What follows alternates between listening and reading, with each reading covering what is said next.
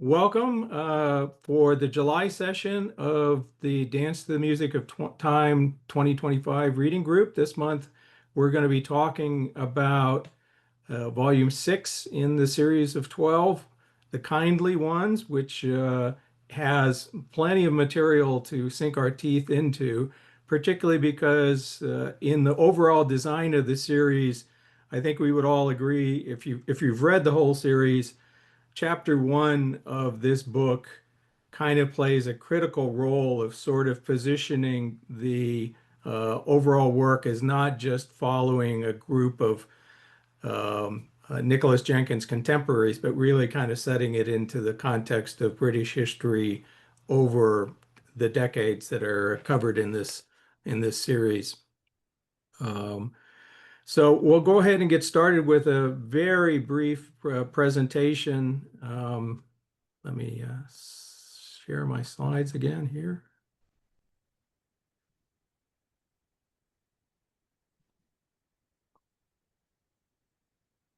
So this month we're talking about the kindly ones. The kindly ones, as Nicholas Jenkins mentions very early in this book, is essentially the English title of the Eumenides, the Greek gods, who in Greek mythology were essentially not kindly at all, but that was used by people to sort of assuage their anger.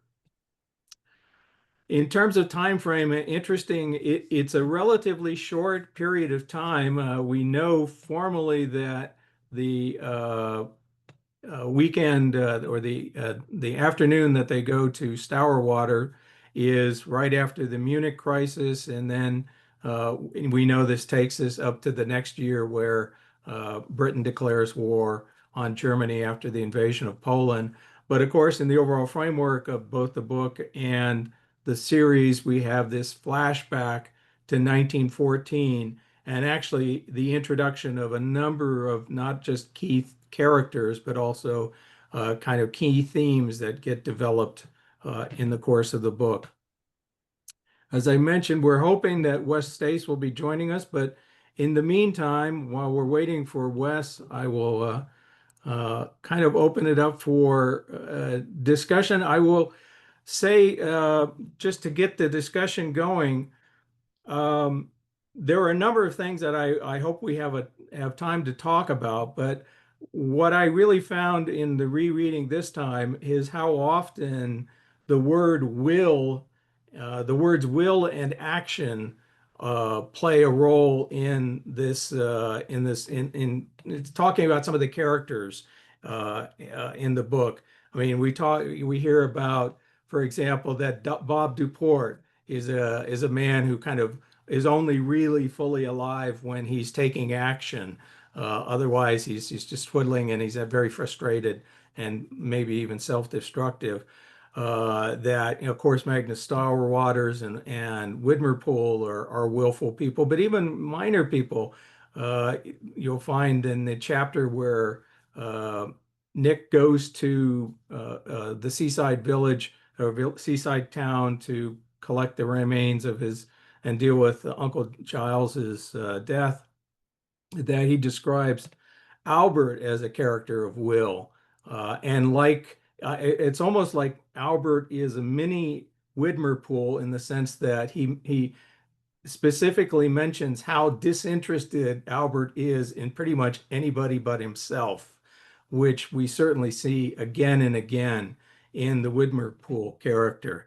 So I thought, and I mentioned this earlier, I think in two sessions ago, how much will and the use of power and the engagement of power is sort of it's a subtle theme throughout the book, it seems to me, partly because on the surface, it's very much about the movements of characters and their idiosyncrasies and their engagements and their love affairs and all that other sort of thing.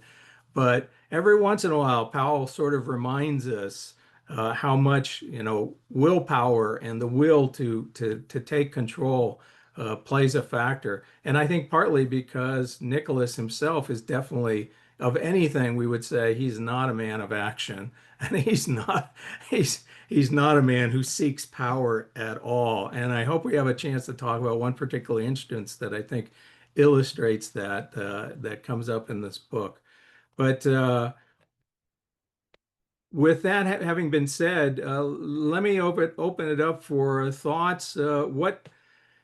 First of all, how do you feel about what are your thoughts about the first chapter and this significantly, substantial flashback chapter to 1914, both in terms of contrasting the situation that England and the characters are in there in 38 and 39. In both cases, they're essentially on the cusp of entering this horrendous conflict that consumes, everybody's lives. And particularly that paragraph right at the end of chapter one, where Powell reminds us of the casualties of the war, particularly among the regular army members, who are all the people he grew up with. That's the world he grew up with. So, Keith, you wanted to offer something? I'll start us off by saying, basically, that first chapter, I think is absolutely brilliant.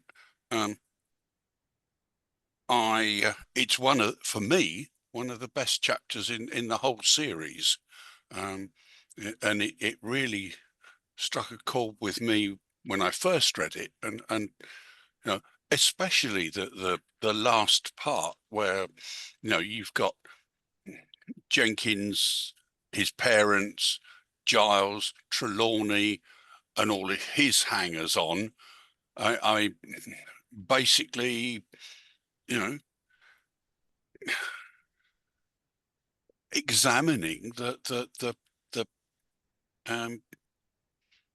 what was essentially the start of the First War, but I think the whole chapter worked very well.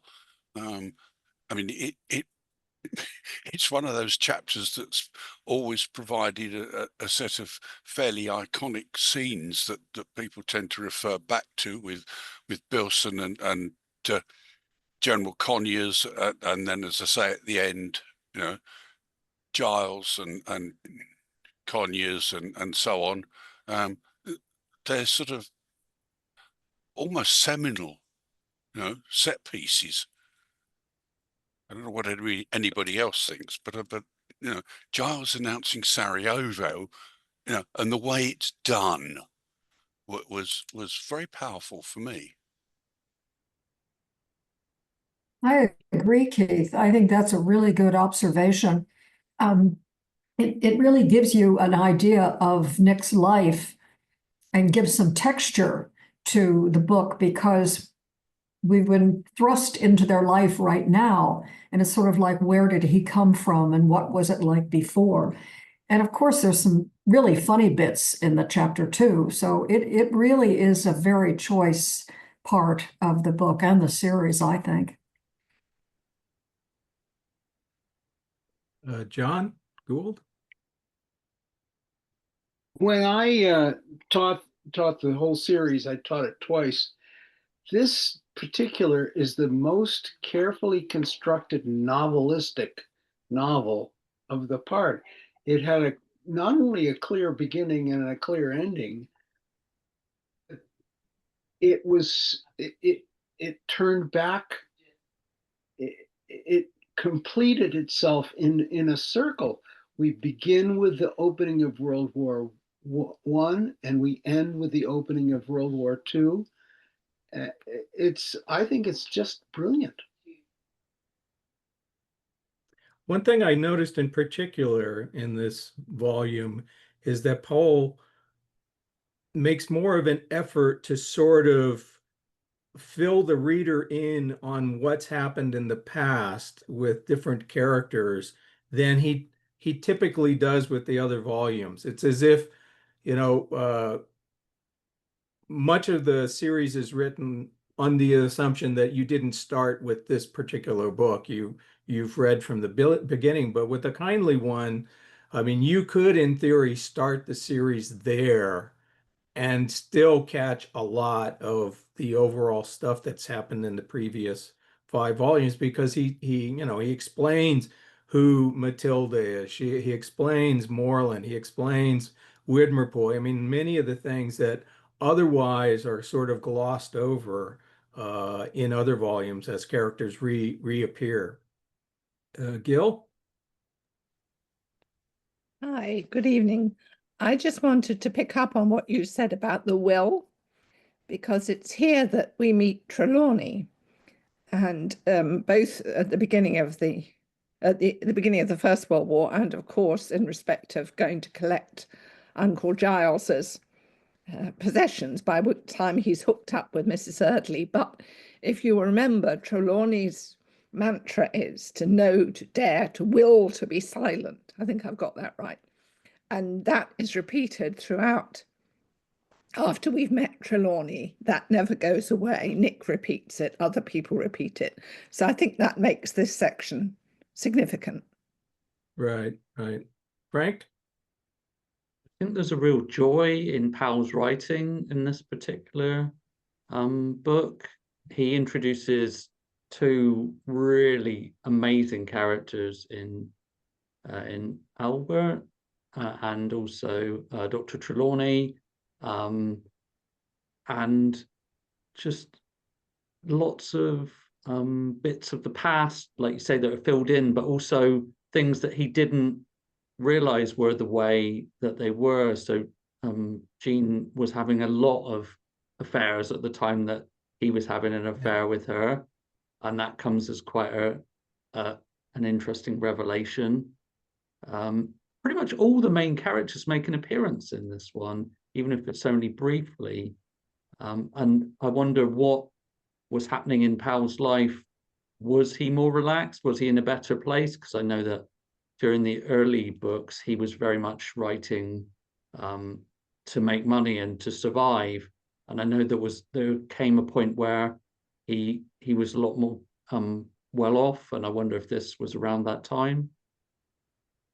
Well, certainly we can say, based on some of the review material I shared with Casanova's Chinese Restaurant, by that point, there was sort of like a critical mass of recognition that he could, I wouldn't say rest on his laurels, but he could take some comfort in the idea and the fact that the series was becoming widely recognized as a major work of British literature of its time.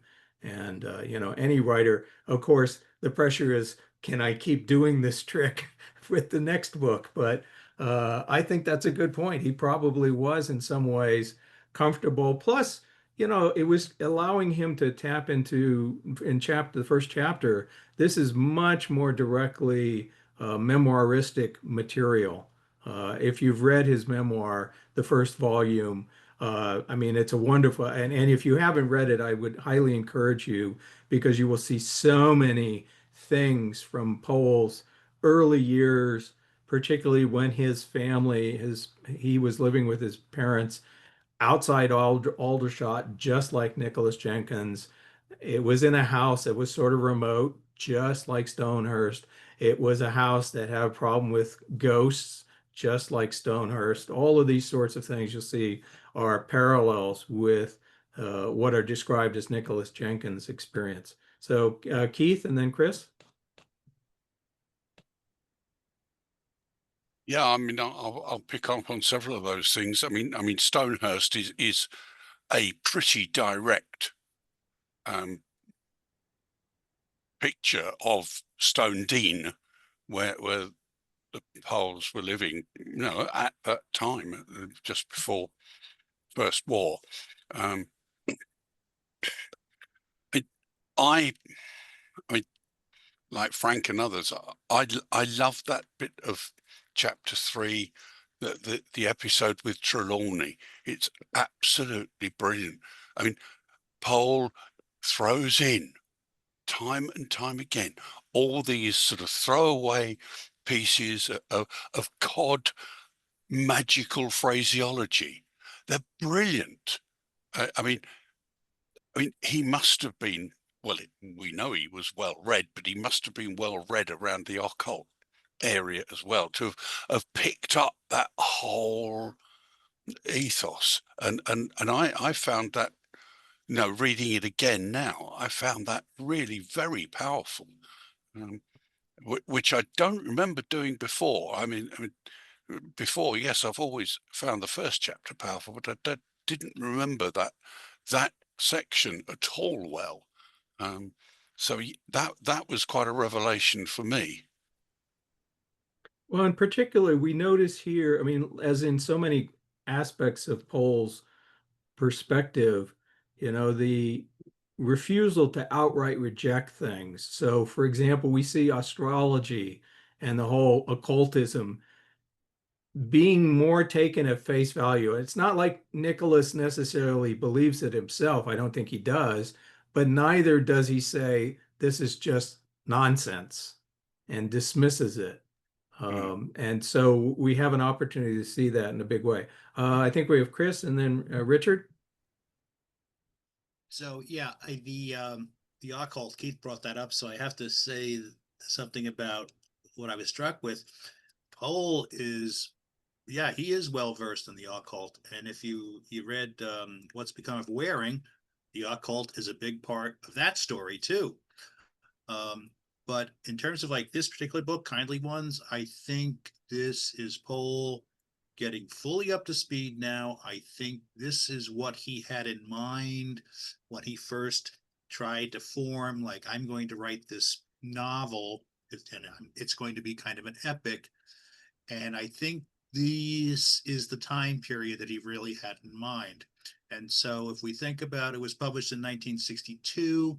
So he's thinking back, he's forming the story with the exception of the flashback, right before World War II. So it's 25 years ago or so.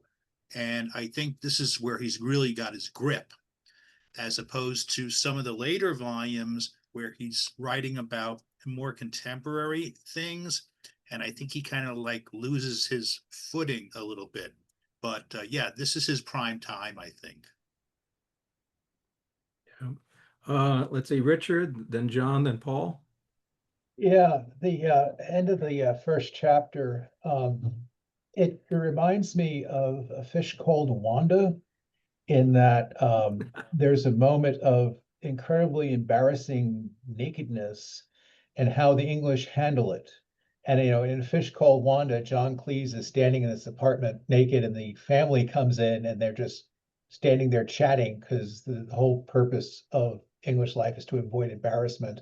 And here the maid comes in and she's like completely naked and hysterical, and the soldier just stands up, puts her shawl around her, and leads her out. Which you talking about earlier, action, that is an action.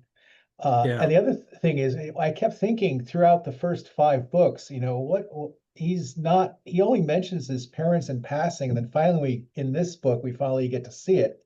And I was thinking, an American writer, it would all be parents. It would be the parents, particularly if it was a male writer, it'd be the dad. And here, he's just basically formed this life independent of his parents. And then now finally we're getting back to seeing him. And then it kind of gets reflected in the 4th chapter, where he's like running around, because he's like, his father was in the military, he was wounded.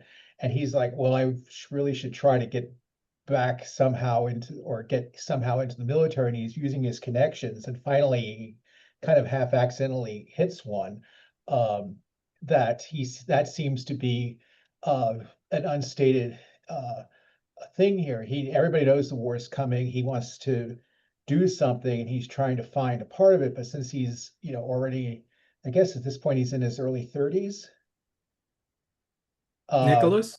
Yeah, well, yeah, mid-30s, definitely. Yeah, so he's not 18 and going to jump in into the RAF or something. So I thought that was very interesting part, because of course the whole series of books is about his connections and how he keeps running into people, and finally he's trying to use this, and he's only, you know, partially successful, but eventually he does hit on something. So presumably, since he's been hitting at it through the other books, he's going to be, and we've been in our discussion before, we've talked about how he's going to end up as kind of a mid-level person somewhere in the military. So Yeah. Yeah. anyway, Well, there's a number of thoughts I had. First of all, that despite the fact that there is a strong stress on the culture and some of the terminology of the regular army in chapter one, there, if you think ahead to the war volumes of the series, the regular officers are relatively intermittent and don't play as significant a role. And in fact, there's a comment, you know, Widmer Pohl talks about, or Templar, when they're at Sterlwater says, "Oh well, you've been off forming force" or something like that, and Widmer Pohl quite, you know, huffily says, "Well, we don't do that anymore." Well, in fact, much of, I mean, that's part of what went on with the British Army and the experience of trench warfare in World War I, which is that all of that stuff that had been part of their, you know, their doctrine and their culture had to get thrown out the door because it just didn't work. And in World War II, it didn't work in a big way because it was a completely different type of, you know, three-dimensional warfare and not static at all. And, you know, fully mechanized in a way that was outside the experience of Jenkins' father and the people of that time. Lots of hands up. I think we have John Blackster and then Paul Milliken. There you go.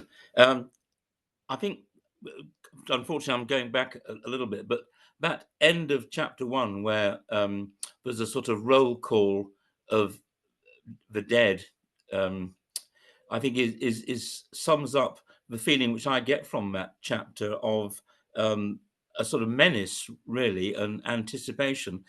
And then when we talked about the dead at the end there, I went back in my mind thinking to the Eton conference. And in fact, anybody that knows Eton well will be aware of the war memorial there and the staggering roll call of names that are carved on that.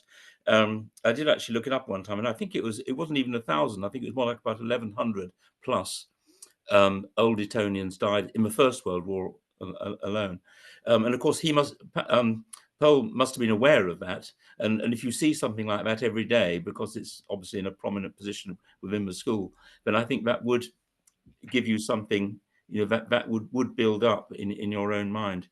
But moving on to what we've just been talking about more recently, I don't know if anybody, I was struck when reading again how bizarre it is that one should have this little sort of ship of fools or something that seemed to be marooned in this seaside town.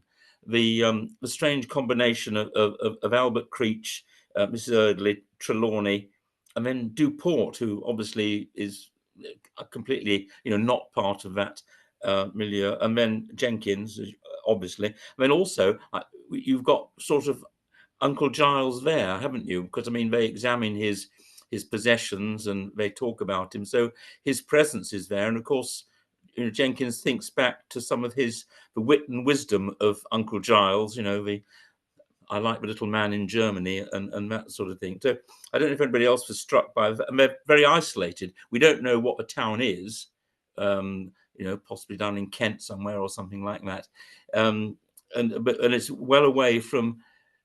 In fact, we've often said how difficult it is to think of places to visit for the Anthony Powell Society, because most of it is, you know, once you've done London, where else? You know, we did have a weekend recently at Powell's house down in Wiltshire, but you know, he doesn't, apart from obviously you know, Venice, but so suddenly this town, one does wonder a little bit, you know, whether these people have been marooned a little bit as if they've got stuck in a small hotel during a blizzard or something like that, but obviously an emotional blizzard rather than a literal one. Yeah, a good point. Paul Milligan? Yeah, I'd just like to follow up on Frank's comment earlier that he wondered about Anthony Powell's personal circumstances when he wrote this particular novel, because he seemed to relax into it more. Well, in fact, what had happened was his father had just died and left him an unexpectedly large bequest. So, as Hilary Sperling recounts in her biography, he was a man transformed, a man who'd been obsessed with money worries.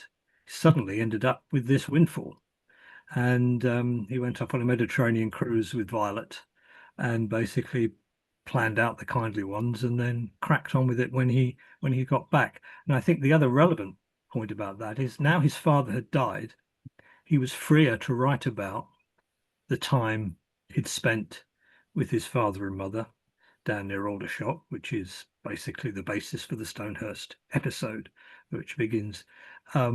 And those of us who have dabbled in autobiography will know that is a real problem. How do you write honestly about people that are still living? So I think in those respects, I think Frank's point is very right. The other thing I'd just like to mention, following on John Blackster's point, no time to talk about it now, but when we come to the TV version, I did ask Alvin Rakoff, who directed the TV version of Dance, about the location for the seaside hotel, which they used very successfully, I thought, in the TV version. I'll come back to that another time. But I think in the TV version, if any of you want to rewatch it, the sequence with him and Bob Duport, actually in the hotel and in the bar of the Royal, is one of the ones that comes off best. And I think Nicholas Jones playing Bob Duport captures him to the life. And I think one of the most attractive things about Nicholas, in the way that Anthony Powell writes, is that actually he doesn't dismiss people like Duport. He engages with them, he talks with them, he tries to understand them, and in fact, in the end, as we know later on in the sequence, he comes to actually regard Duport in a much more rounded way than when he comes to talk about Jean. And of course, the bombshell about Jean sleeping with Jimmy Brent at the time when she was sleeping with is a bombshell that all young men will possibly unhappily relate to from previous love affairs. So no, I think it's a very successful novel. So thanks for Frank for sort of pointing that out. Thank you. That's a wonderful biographical point, Paul, for this discussion. It certainly illuminates the situation. One comment I wanted to make, a light bulb came on for me in the scenes with Bob Duport in that chapter on the seaside, which I assume is mentally, I think of it as Brighton or Hastings, someplace like that. Anyway, is that, Nicholas makes this point about Bob being a man of action. And up till now, when I've read the series and reading it again, I get frustrated with Nicholas Jenkins' utter inaction, his passivity. And now I realize, you can't be a man of action and observe at the same time. You can't do both of those things well. And there's been plenty of people who've had exciting, interesting lives who can't write worth a damn about it because they don't know how to tell a story. And so Nicholas is an observer. I mean, that is who he is. And we have these books because Paul takes the position of an observer. One could argue that it would have been impossible if he had been more of a man of action, even to the Bob Duport limited extent. So I think we have Keith, then Leslie and Ashley. Just one very quick point. We shouldn't be backtracking a little bit. We shouldn't be surprised at Powell's familiarity with the occult, because his mother was very much into the occult, and he writes quite a few bits and pieces here and there, particularly in Infants, I think, about his mother and the occult and so on. So he'd grown up with it in many senses. I mean, various aspects of it, but he obviously carried on that interest himself anyway. Yeah, good point. As is pointed out in both the novel and the first volume of the memoir. His mother saw ghosts as well. Leslie? Hi, am I unmuted? Yeah. No, you're good. Good. Right. I was on the kind of circularity of the end of chapter 1 and the end of the book. I'm kind of interested because at the end of chapter 1, you have war coming to these men who are professional soldiers. In a way, they've been expecting it. They know what to do. They're kind of ready for it. Whereas at the end of the book, you have Nick flailing around trying to find something to do. And this seems to be the position of most of his circle, that they don't have except for Widmerpool. Widmerpool has been in the territorials, and we get a sense that Widmerpool, who has, been being the big businessman with all the correct vocabulary for being a big businessman, is now cosplaying a soldier. He does the rude and vulgar soldiery thing, to a T. When he's talking to Nick, this is the way we do things in the army.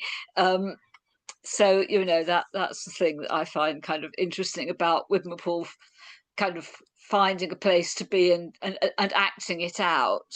But Nick and his circle, they don't know what to do. And a thing that has been resonating for me throughout this sequence of 3 books is Empson's poem A Smack at Auden, waiting for the end, boys, waiting for the end. This sense of indeterminacy, of knowing something's coming, but not having the faintest idea what to do about it. Yeah.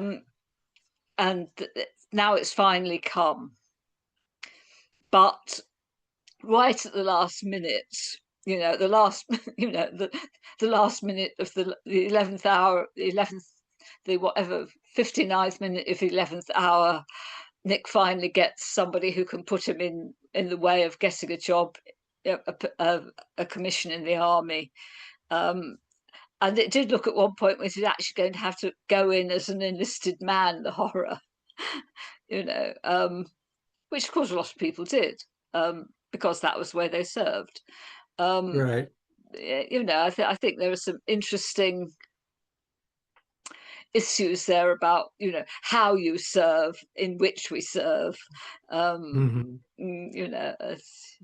was trying to remember seeing some movie around that time, and there's the kind of attitudes that were around about what you do as a certain kind of person in that contingency. And obviously he has very much a sense of what he is supposed to do, and that is being an officer in the army, like his father. Which is kind of interesting when you consider the kind of person he is. You'd think he'd have a bit more of a nuanced sense of the possibilities. But anyway. Yeah, well, I mean, there are a couple of points I think are worth offering in regard to the Army, particularly because, there's at least one view of the experience of the British Army in World War I, which was it was 4 years of not understanding that life had changed fundamentally, and not adapting. Whereas in World War II, for one thing, it was a much bigger army in terms of complexity compared to the forces even in World War I, which was predominantly infantry, infantry and artillery, and the combat troops. And in fact, you hear this in the discussions of Uncle Giles. Oh, he was the Army Service Corps, which was the support, essentially the logistics corps, very lesser, very, not a place to make a career, etc. Whereas in World War II, the famous quote in the American military was the Chief of Naval Operations, Ernest King, going to George Marshall, the chief of the Joint Chiefs, the chairman of the Joint Chiefs of Staff, and asking after one meeting, "What the hell are logistics?" Whereas, the American experience in World War II fundamentally based on people mastering and leveraging the logistical aspects of things. And the same thing was true for the British Army. It was, there are a lot more things going on, and that was partly why getting a niche as an infantry officer actually very often wasn't where the real action was happening. It was the combat, when they finally had battlefronts to fight on, it was important. But particularly in this period, there wasn't a lot going on to get their teeth into. Let's deal with Ashley, and then we have Wes Stace has joined us. So Ashley, we've got your comment, and then we'll turn it over to Wes. My comment goes back a little ways to Paul's discussion of his father in this section, or the fact that he talks more openly and fully about him, as Richard was mentioning, and then Paul talked about that. And I hadn't realized that his father had just died, and so that may, as Paul shared with us, so that may have something to do with it. But one thing I have wondered about in the past, and I wondered about it again, was whether or not Uncle Giles stands in a way for the father, because Jenkins will allude oftentimes to how his uncle had responded to certain things. And in some ways, Uncle Giles seems like more of a constant as far as we see in his life, because Jenkins will periodically visit him at these mysterious hotels, which have something, I think, of the occult about them. And I'm sorry, I didn't catch the name of the person who brought up the hotels, the person who has taught these, John maybe, has taught these books, who talked about that, the hotel where Albert was washed up like a ghost ship. But it's just interesting to me that he meets Mrs. Erdley at the hotel, and she has the connection, to Trelawney, who was on that kind of crossroads at the end of the Kindly Ones. And the crossroads is probably a kind of significant meeting place. It makes me think of Oedipus, really, with the sort of father thing. And is Uncle Giles a kind of father? And then the reincarnation Scorpio Murtlock, of the kind of reincarnation of Trelawney, who overpowers Widmerpool, not necessarily for the better, really, maybe just a different kind of overweening power. I'm not sure, but I am really fascinated by the father figure. Yeah, well, absolutely. To the parallels, between, as you mentioned, between Trelawney and Murtlock later on, and in fact, literally to the point that we first see Trelawney, jogging with a group of followers, and then in the last volume we run into Murtlock Nicholas runs into Murtlock and even Whitnerpool, as a group of jogging followers. So, but before we go on, let me turn it over to Wes, and we'll turn it on to you. Thanks for joining us. Well, thank you. I'm very sorry I was late. I had a tree fell on my house last Thursday, and life has been mayhem. And the guys from the insurance were just here, and it was just incredible. But anyway, I'm very sorry for being late. So I taught this 12-month class, one book a month in the correct season, I suppose, if you adhere to that edition of the book that came with the TV show. And I will say that we had a very beautiful class that lasted a full year. Yours is a full year, right? And but I also want to say that, I certainly have my own feelings about the book and thoughts about it. And I don't know what you've discussed in the first 30 minutes. And sadly, I might be about to repeat some of that.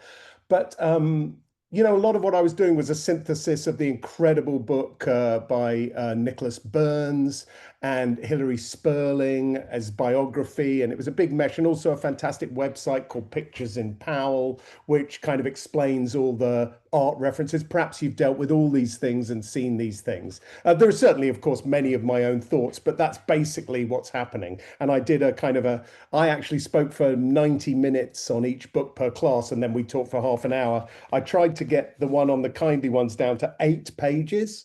So I'm going to go for it. So let's see what happens. Do you want to let me know when you want to have your pictures up? Absolutely, I do want to do that. Okay. So just, I'm very, share. so as you know, probably, Paul spent 2 years writing the kindly ones, and there it is. A beautiful cover with the sword of Mithras maybe at the top there, General Conyers at the bottom. A laurel wreath. It's beautiful. The book is quite a complex construction, a bit of a Fabergé egg, telescoping, in Hilary Sperling's word, over the starts of both world wars for the pivotal central movement. Powell wrote to a friend, "I want to make the outbreak of the war something of a watershed, this being the 6th volume and halfway." And thus we see impending catastrophe in twice, once from the point of view of an 8-year-old child, and the other by an adult looking back at the age of 32, I think, if my maths are right. And you just discussed Powell's death, so Powell's father's death. So that obviously means that he felt free to be a little bit more biographical in that splendid first segment. And then also there's the fact that they came into a little money because of that. And so him and his wife went on a Swan Hellenic cruise, was that mentioned, during the spring of 1960, and spent a fortnight at sea in Sardinia, Sicily, North Africa, and then to Greece, where they walked the sacred way to the Temple of Apollo at Delphi, as they had done nearly 30 years before on their honeymoon. So that explains the father a little bit, and it also explains some of the classical influences that we find in the book. The kindly ones are, of course, as you will have discussed, the Furies, the Eumenides, and we know why they're called the kindly ones. It's the same reason the Pacific is called the Pacific. Jenkins first hears the Furies mentioned by Miss Orchard, his governess. I really hope I'm not repeating things you've just said, but I'm going to go on ahead till someone waves a white flag of repetition. The kindly ones, quote, inflicted the vengeance of the gods by bringing in their train war, pestilence, dissension on earth, torturing too by the string of conscience. And you can see all the potential there. And in this novel, we see how the Furies drive people and how people are driven by them. And yet some of the Furies are a little bit pathetic. Bilson naked in the doorway, Trelawney, an adult drug addict, Duport trying to lie low in the same hotel. And then there's Uncle Giles back then and Widmerpool in the novel's present, both turning up unexpectedly to talk business, and both with their messages of war. So in the flashback, domestic drama percolates and simmers, agonizingly reaching boiling point as the world waits for the shoe of war to drop. The tension in the household is juxtaposed with the historical upheaval. The young Nick wonders of the meeting in the driveway between Conyers and Uncle Giles, whether there will be a great altercation. And of course there will be, just not between those two gentlemen in the driveway. Everything points to war. Quote, beyond the white currant bushes, he remembers, wild country began again, separated from Stonehurst civilization. This was the frontier of a region more than a little captivating on account of its promise of adventure. That's how the book deals with the perimeter of the property, right at the top of the book on page 9. Beyond this boundary is, quote, a terrain created for the eternal campaign of warring armies. Now, that might be in a little kid's imagination, and we all remember what it's like beyond the garden fence. But of course, you know, it's war's just around the corner, and we'll come back to that quote right at the end. The flashback is self-contained, almost like a short story. Flashback it may be, but it's no way separated from the rest of the novel. It takes place 2 decades plus before The Only Thing Like It, in the whole series, and at 74 pages, by far the lengthiest digression, and antedates all the other material so far, presenting Nick's parents in the flesh. When everything gets too much for her, and we've all read it, I know, so I won't explain the plot, Bilson becomes the truth standing in the doorway, a fury perhaps, completely nude, an affront to the Jenkins's Edwardian regime, perhaps reminding us a little of Jean standing naked in her own doorway early on in the cycle, to which we'll return later. Bilson is at the threshold. Look at my body, she is saying, because it's that body that's been ignored, particularly by her would-be paramour. She doesn't look like a fury, however, in this very lovely Osbert Lancaster illustration, which is very of its time and rather beautiful. Brad.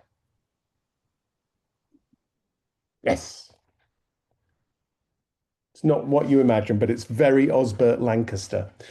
Quote, I don't want to stay if Albert is leaving your service. And besides, ma'am, I can't stand the ghosts no longer. Her unreciprocated love and her haunting have come together to terrible effect. There seems, according to Nick, no way out of the problem so violently posed by Bilson in the shape of her own nude person. But as Nick puts it, in human life, the individual ultimately dominates every situation, however disordered, sometimes for better, sometimes for worse. And on this occasion, as usual, all was not lost. And it isn't, because luckily for Bilson, General Conyers, the man of action, calmly and collectedly shelters her from the others who are shocked into silence. He covers her up, protects her modesty, and spirits her away.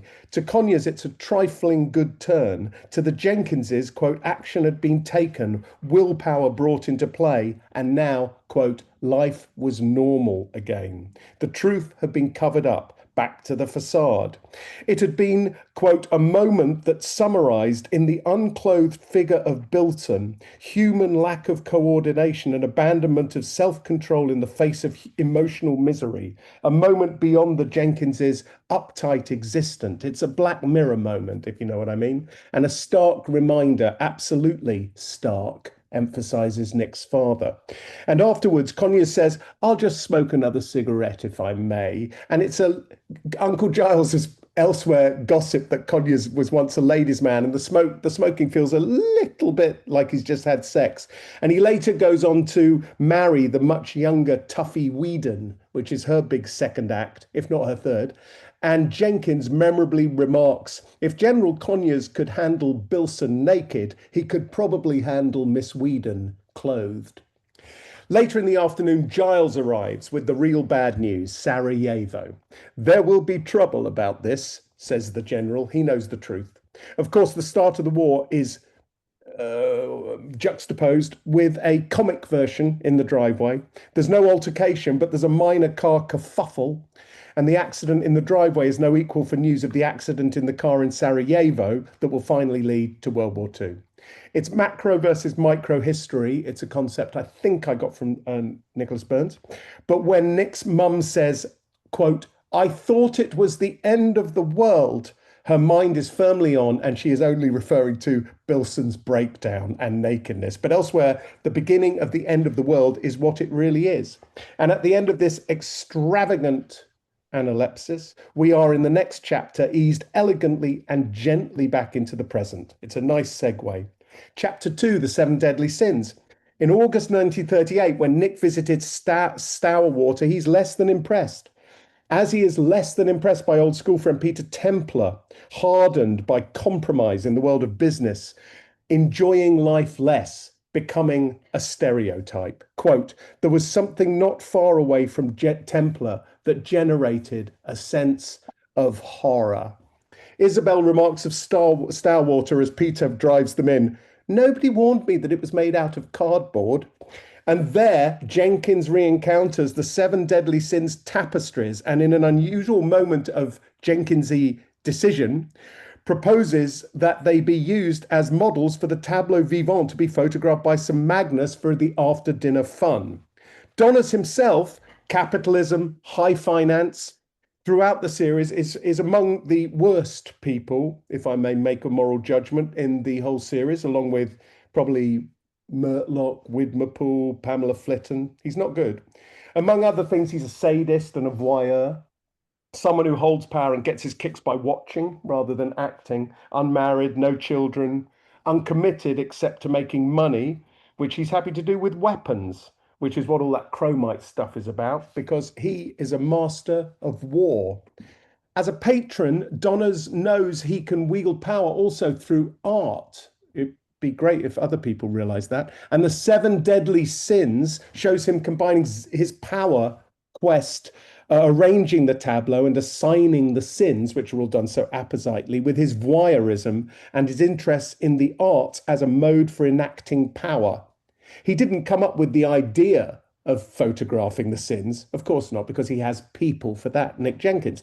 The culmination of the scene is Widmerpool's appearance as a female fury, in uniform, of course, contrasting wildly with their dressing up for recreation, which is beyond Widmerpool's comprehension. In fact, this is the moment that our opinion of Widmerpool, arrogant, pompous, threatening, plummets. And it takes Morland and the previously discredited Bob Duport to bring it home to us. Here, Widmerpool sobers the partiers with his seriousness. The Furies are, the Fury is returning to announce another war. And perhaps it's an unlikely shape, Widmerpool, but whenever he turns up, whether at the French place or the Huntercombs ball or the old boys' dinner with Le Bar, it means things are going to go downhill. And this ill omen becomes ever more explicit, as we'll see in The Valley of Bones, when Nick says, quote, "I saw that I was now in Widmerpool's power. This for some reason gave me a disagreeable sinking feeling within. On the news that night, motorized elements of the German army were reported as occupying the outskirts of Paris." I love the way he's so good at those my feeling and that thing that matches it so well. Here, quote, "The door of the dining room," a little like Bilson, I suppose, "the door of the dining room so recently slammed opened again. A man stood on the threshold." And I think threshold's a very important concept in this one, isn't it? He was in uniform. He appeared to be standing to attention, a sinister, threatening figure calling the world to arms. It was Widmerpool. And I've had the pleasure of listening to the very long BBC adaptation, the first radio adaptation, which is fantastic and which I can pass on to anybody who wants it, as I have done to many other people. And one friend of mine wrote back and said, "Yeah, well, it's a very good adaptation, but you really do hear the phrase, 'It was Widmerpool' a lot." And you do, because that's when things go downhill.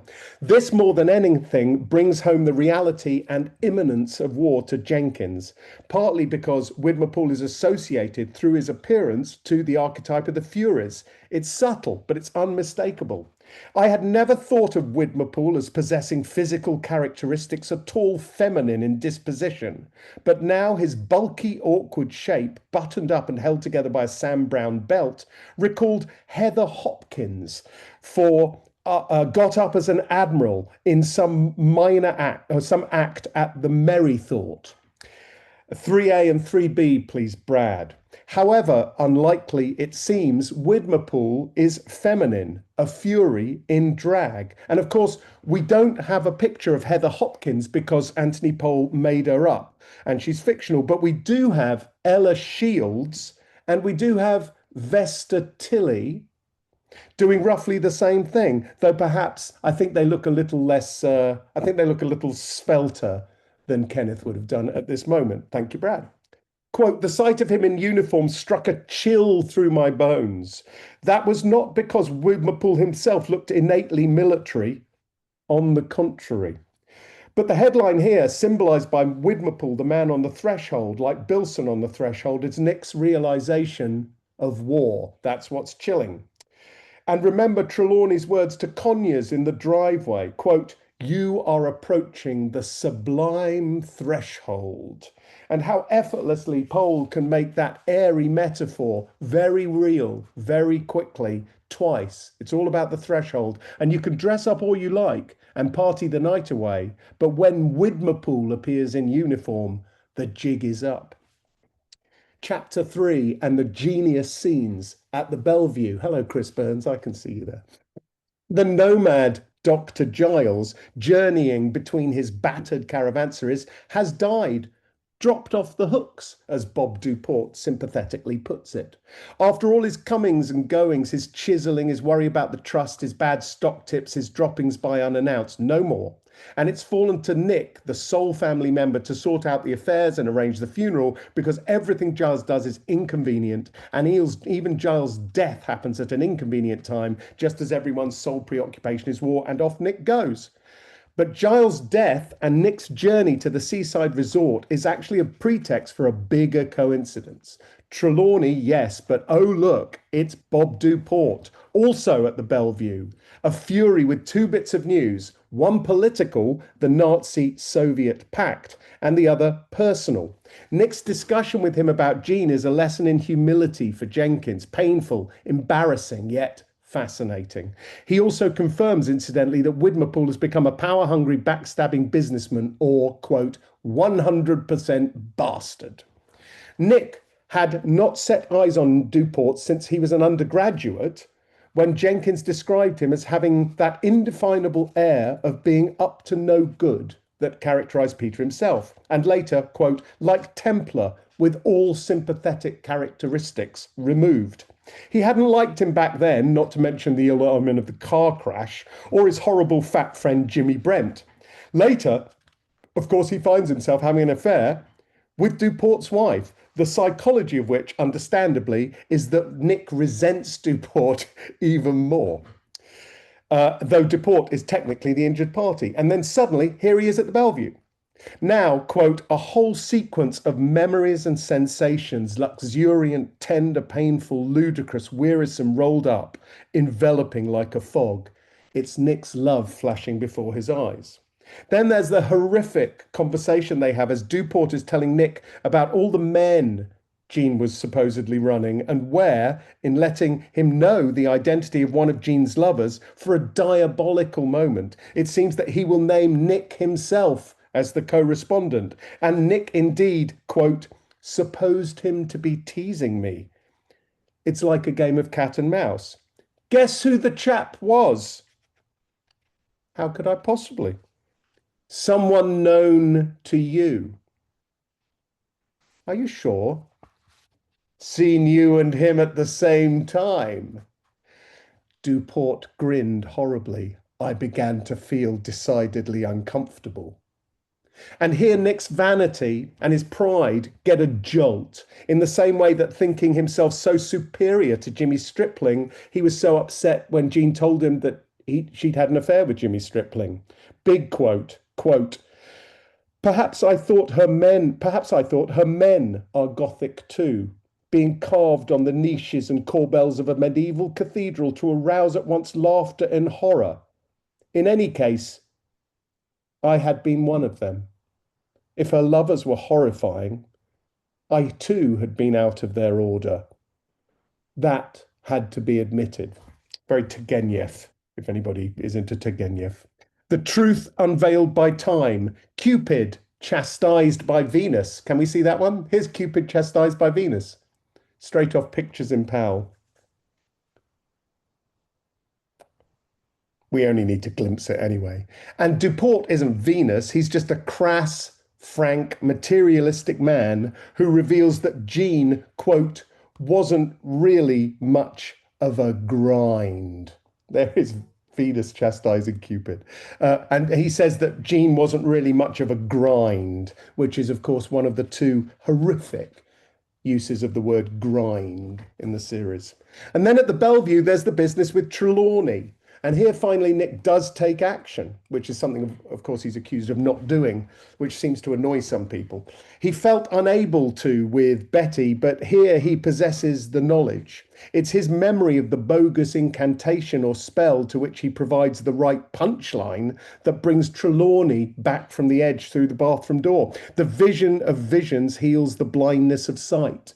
Let's look at Trelawney, based, of course, on Alistair Crowley. And there is Alistair Crowley, who've particular interest to me because he ended his years in Hastings, really just down the road from where my family lived. It's now a pub called the Robert de Mortain. He appears twice in the entire series, Trelawney, only twice. Once right before each World War, right? Of course, we've got them both in this book, really. And then he disappears entirely. But those appearances tie him to the concept of the outbreak of war. Just before the First World War, he says, the portents are unfavorable. There is no doubt of that. And in his increasingly apocalyptic prophecy to deport a Nick before World War II, he says, the angel of death will ride the storm. The god Mars approaches the earth to lay waste. In other words, Trelawney has always been predicting war, and he's not wrong. By the time we catch up with him now, he's a broken man, still intoning the same doomy prophecies about the sword of Mithras, who each year immolates the sacred bull, Brad. And here is Mithras immolating the sacred bull. Mithraism being a mystical and mysterious Roman cult which baffles historians even now, perfect, therefore, for Trelawney and anyone who's running a cult, and in this case, our novelist. Trelawney is now a washed-up drug addict in a shabby resort, only able to function with the help of his Dr. Feelgood, Mrs. Eardley, coincidentally Uncle Giles's sole legatee, and then delivering drug-induced rants that still reference the familiar classical touchstones.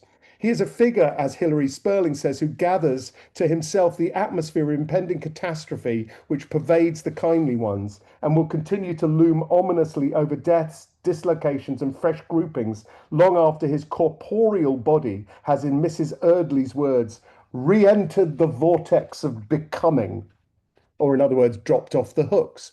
Where did he die? Jenkins will ask Mrs. Eardley in The Military Philosophers.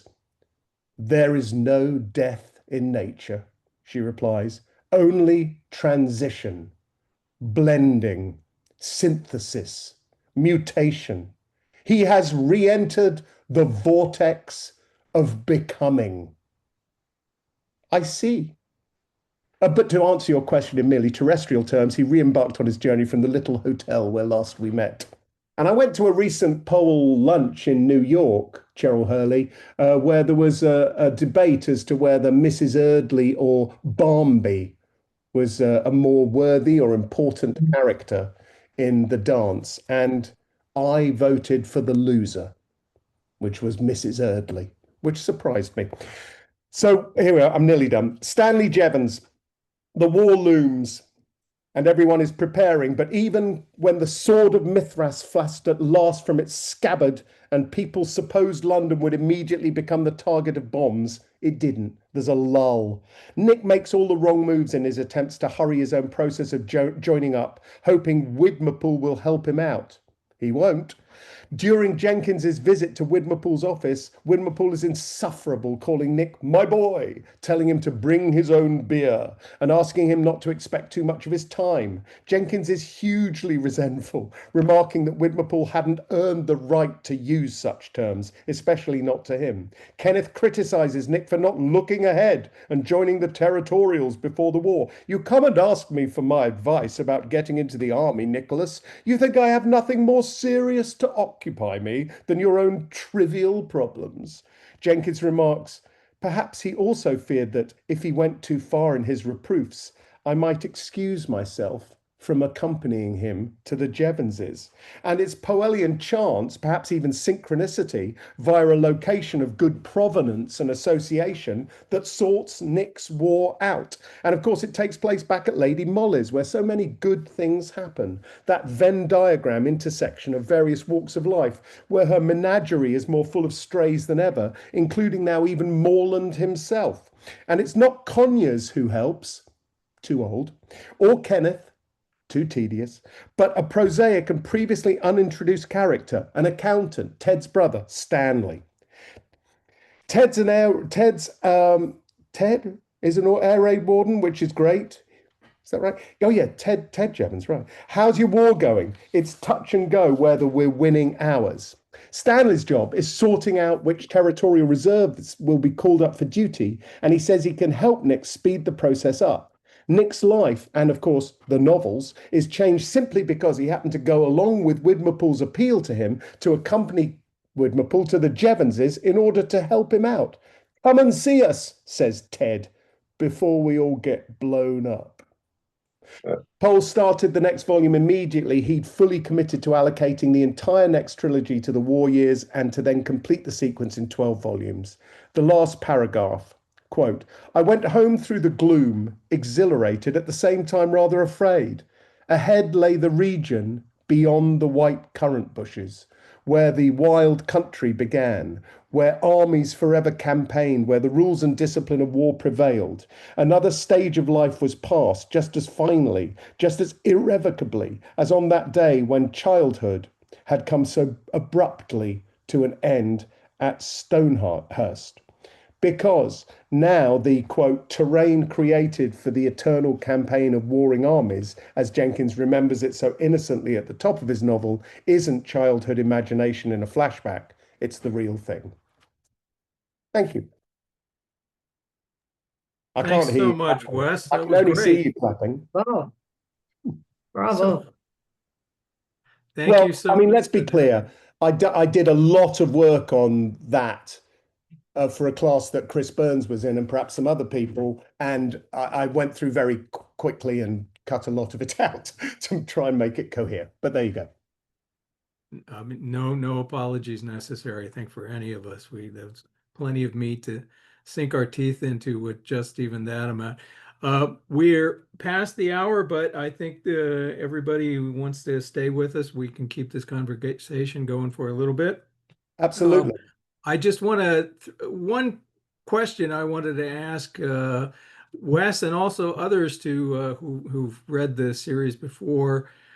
Dr. Trelawney is, and you showed the parallel with Aleister Crowley, but Crowley was a lot more sinister than Trelawney is ever shown to be, at least through Jenkins' eyes.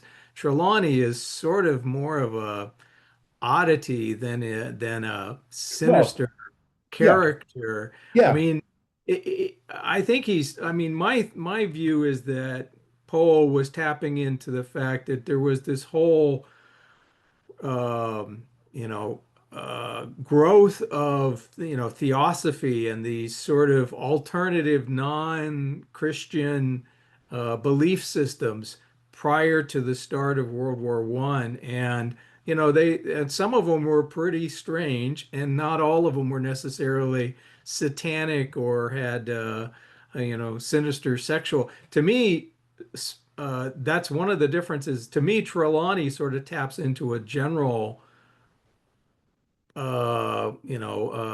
characteristic that was going on in that pre-war Edwardian time, whereas Murtlock is much more Crowley-like. I mean, he is, there's a strong sexual nature to his manipulation of his followers, as there was with Crowley.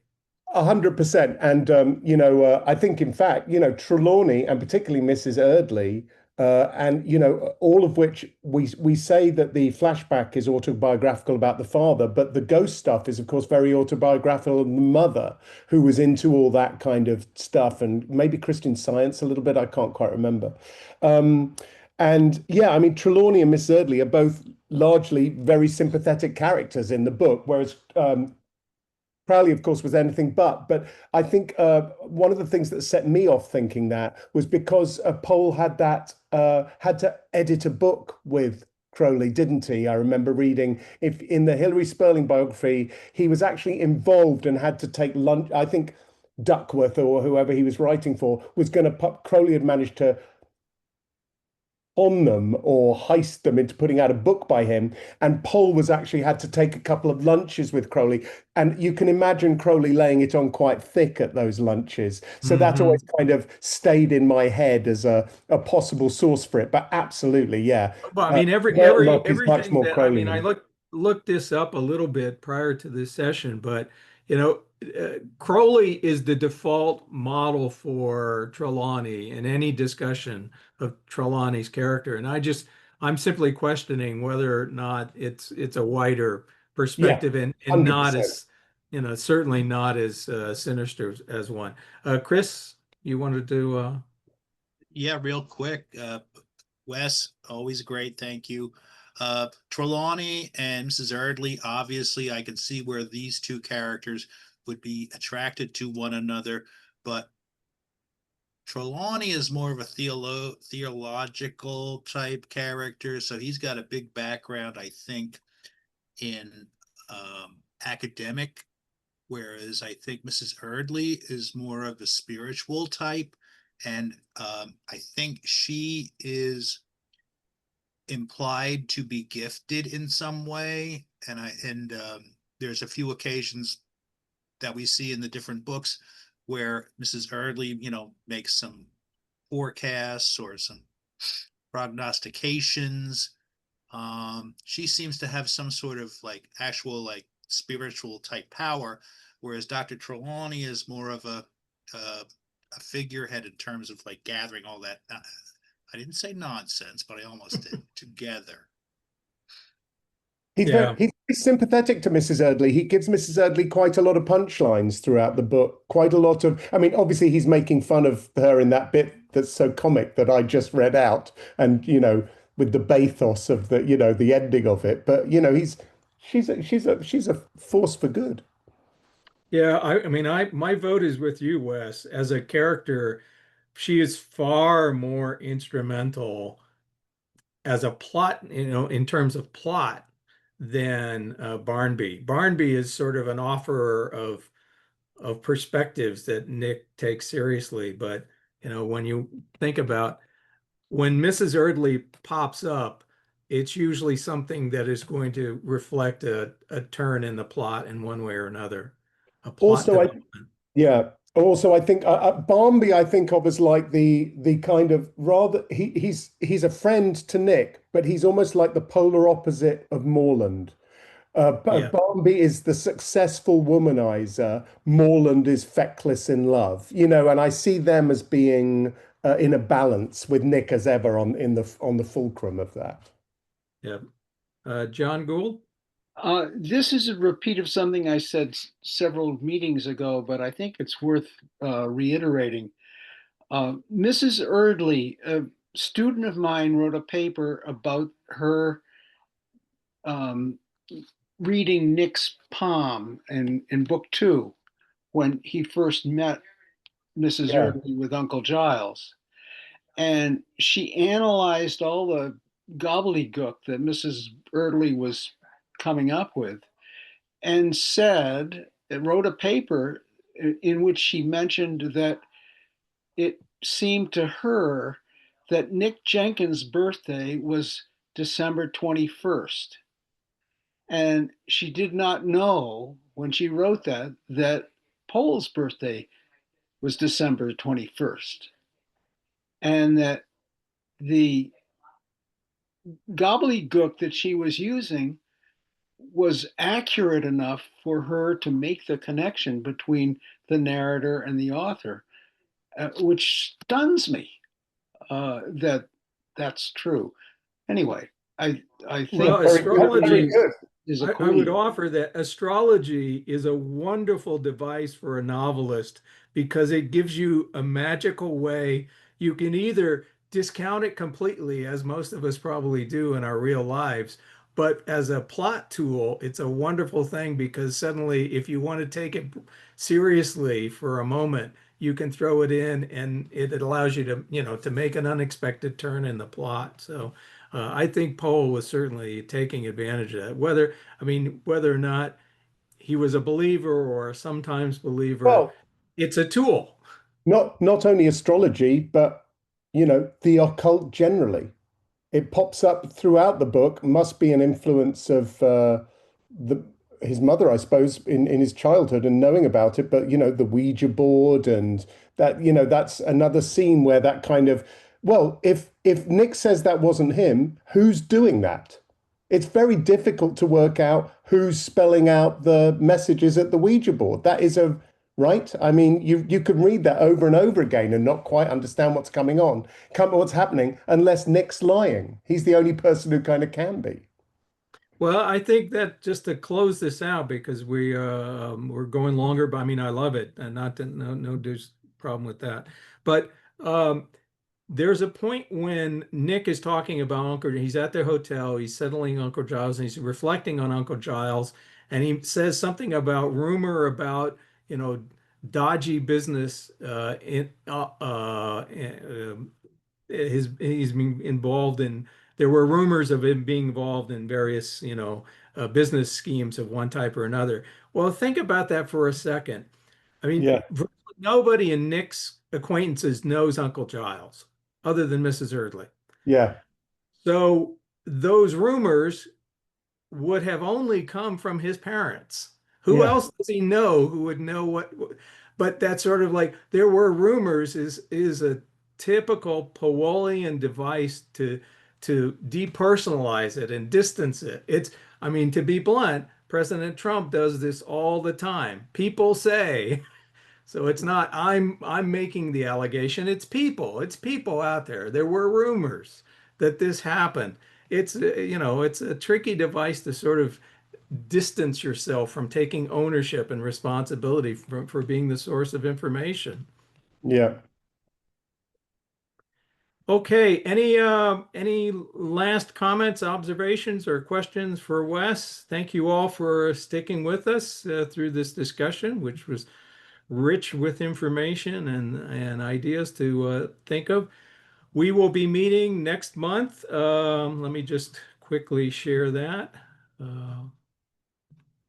Wherever it is. Here it is. No, this one. Okay.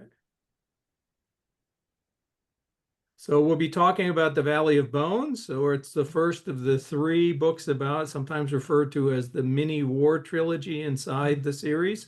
And we'll be talking about it on Monday, the 4th of August. I hope you will be able to make it despite summer holiday plans. And until then, thank you all for joining us, and happy reading.